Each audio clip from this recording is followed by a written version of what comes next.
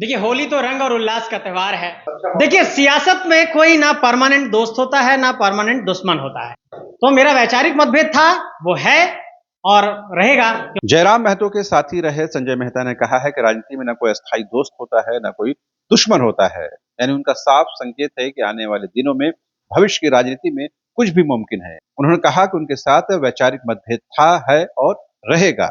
आप भी सुनिए आजसू के नेता संजय मेहता इस बारे में क्या कुछ कह रहे हैं। देखिए, होली तो रंग और उल्लास का त्योहार है और मैं तो यही पूरे झारखंड वासियों को, तमाम देशवासियों को यही कहना चाहूंगा कि रंगों के बहाने, गुलाल के बहाने सामाजिक सौहार्द और एकजुटता को बढ़ाने की जरूरत है, भाईचारे को बढ़ाने की जरूरत है, आपस में प्रेम बांटने की जरूरत है, आपस में सौहार्द बांटने की जरूरत है।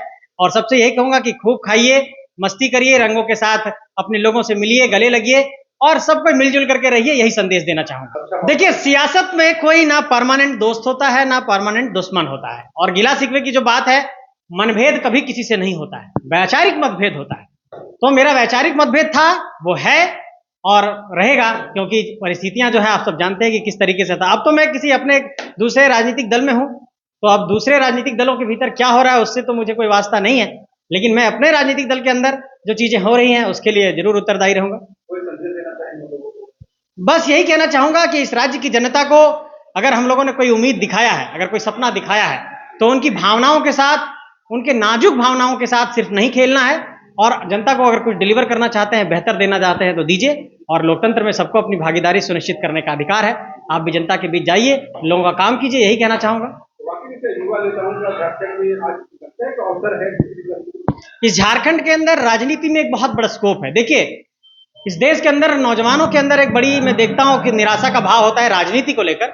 लेकिन मैं उनसे कहना चाहता हूं कि राजनीति एक ऐसा अवसर है जहां पर आप अपने घर और अपने स्थानीय इलाके से इसकी शुरुआत कर सकते हैं। पंचायती राज से शुरू कर सकते हैं, नगर निकाय से शुरू कर सकते हैं, विधानसभा से शुरू कर सकते हैं, लोकसभा से शुरू कर सकते हैं।